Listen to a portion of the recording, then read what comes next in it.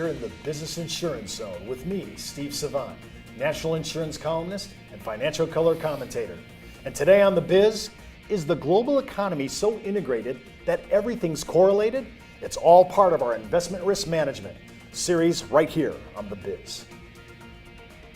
When it comes to life insurance, annuities, long-term care, disability, or group pension plans, we're the news you can use. Well, welcome everyone to the Business Insurance Zone. I'm your host, Steve Savant. We're broadcasting live right here from Fountain Hills, Arizona to a nationwide audience of financial advisors. And remember that this place is America's largest fountain in Fountain Hills, Arizona. Absolutely. And with me today, Mark Langerman from Empowerment Financial Group. Hi, Steve. Thanks for Welcome back, day two with Mark. Right.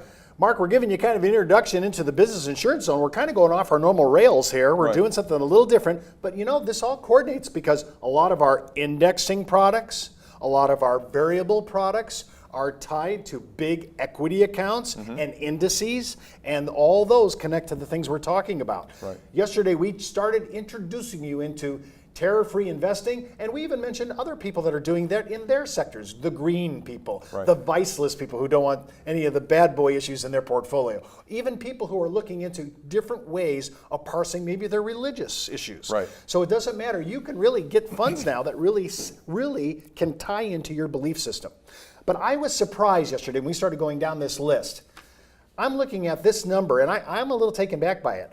8 out of 10 of the sectors of the S&P 500, which is the biggest index used in our annuities and life. Right. Think about that. That's the biggest sale, and it has been, I mean, everything. Like I think in the second quarter, we did 59% of our index annuities in the S&P 500. Right. So think about that. 8 out of 10 sectors in the S&P 500 contain companies that actually operate in countries identified by our own State Departments for terrorism. Right. That shocked me. I mean, I would have thought we would have shut this all down. Iran, Syria, North Korea, and Sudan.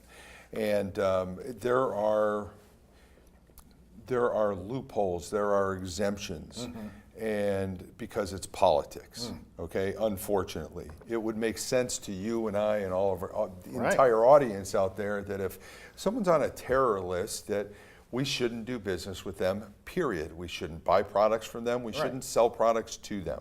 Okay, and the world doesn't seem to work that way, and that's one of the things that really led me to help to build the terror-free investing movement.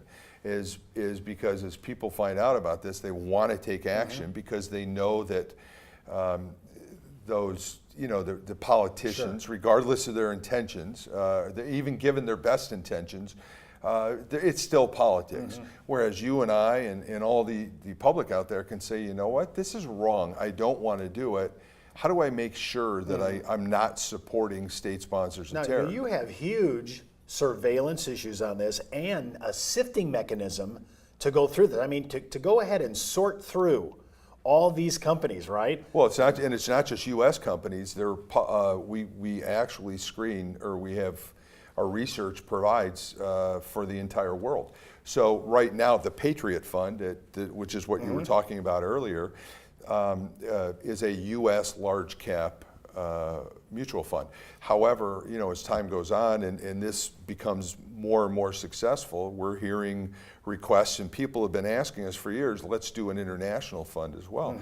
Well, there's tens of thousands of companies globally also that do business with state sponsors of terror. But right here in the United States, like you said yesterday, 11% roughly of the Standard & Poor's 500 still does some type of business. Active non-humanitarian business ties is how we define it, with Iran, Syria, North Korea, and Sudan. Now, on the Patriot Fund, I think, and before we get too much into that, I really think you have a compelling story. You're a regular registered investment advisor. Right. You're meeting with a client. You're sitting down with them one day some years ago, and the client brings these ideas to you about his investment portfolio, which at that time you were really not really aware of all this. Right. Yeah. It was wow. And we were in Washington D.C. on an event together, and that's where we kind of learned about this. And I sat through 2 breakout sessions. And these are 2 hours long, and there's hundreds of people in there. And I'm sitting here. I mean, I wasn't quite in shock, but I was really surprised. And I walk out of there and start to process all this information and say, and then I see the crowd, and people are saying, well, great, I'll vote for you if you can, stop this from going on, but, what else can I do? And we found, for example, that it really empowers people, like our firm, Empowerment Financial Group, but it empowers people to fight in the economic war on terror.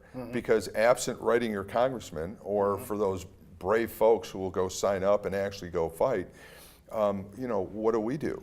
This actually gives us an active stake in this process. Well, you can go ahead and give everybody your website, just so if they want to check this out, because it's a really good website to find. This is an introduction. Most people have never heard of this before. Right, no, I appreciate it. It's www.patriotfund.com is the mutual fund website for the terror-free fund called the Patriot Fund. And empowermentfinancialgroup.com is our RAA website. Now, the people down in Houston, what are the firm that actually manages the fund? That's Ascendant Advisors. They're our partner managing the mutual fund. They've been around 40 years, managing private client assets for 40 years. They have 3 other mutual funds.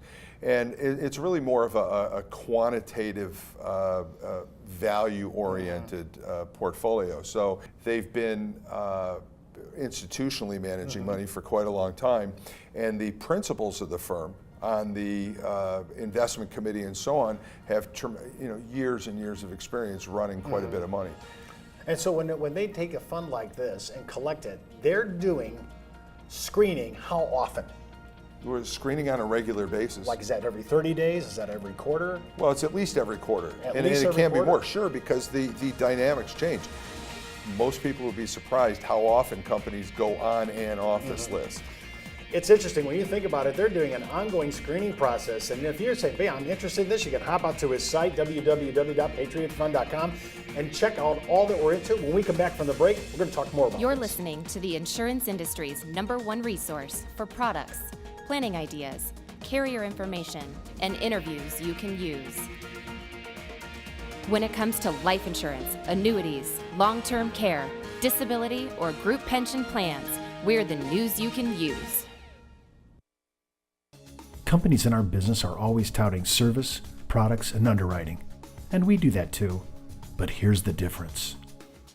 Now enter the world of the elite producer with a value package that cuts us out of the pack.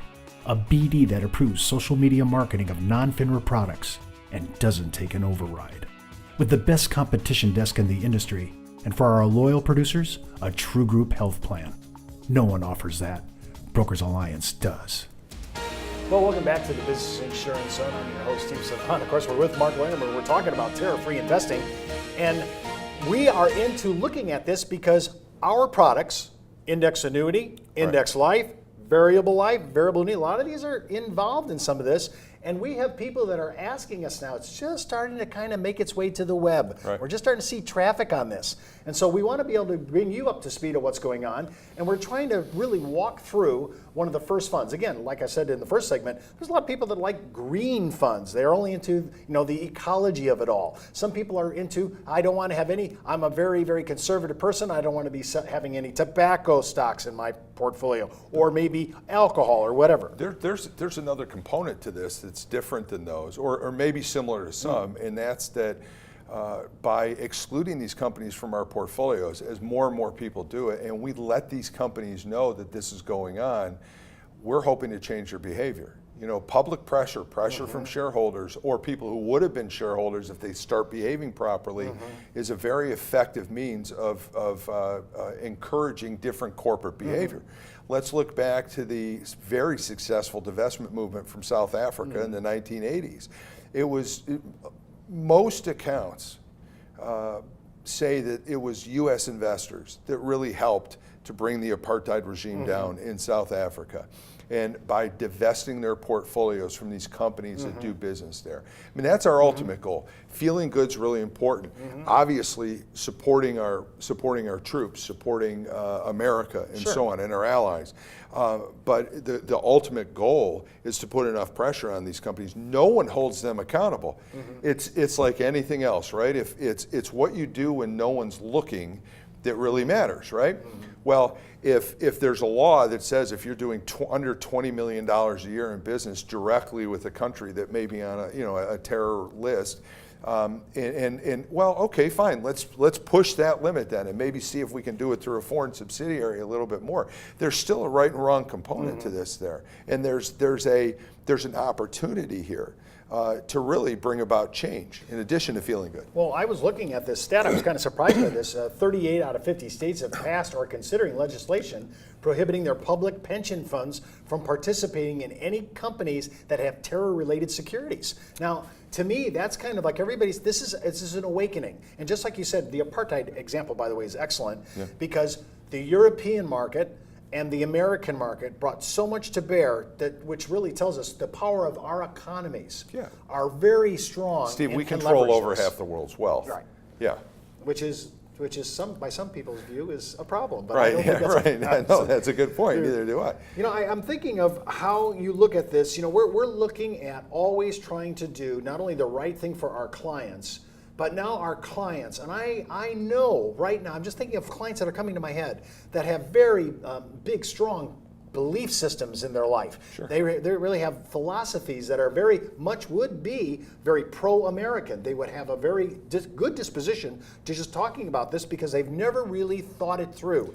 But what we're doing is we're just cutting off the funding, the resources, the monetary income for these people, and that's really what our goal is, to squeeze them on the economic side. Absolutely, and we're trying to help people understand too that if as revenue flows into these regimes, they have a choice on what to do with it. They can build streets and highways, or they can build bombs and IEDs. Okay, they can build hospitals, or they can build nuclear plants.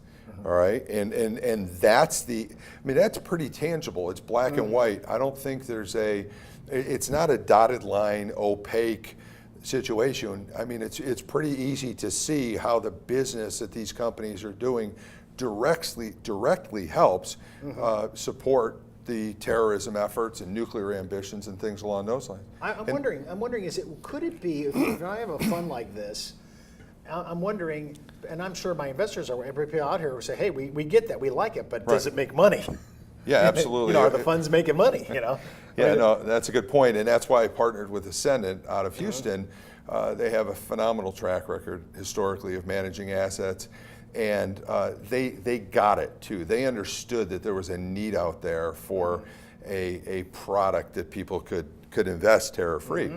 So they were on board right away, and right now the fund itself has been we've been managing these terror-free in separate accounts for several years, but the mutual fund itself has been out since March 1st, and it's running neck and neck, net of expenses, with the S&P 500.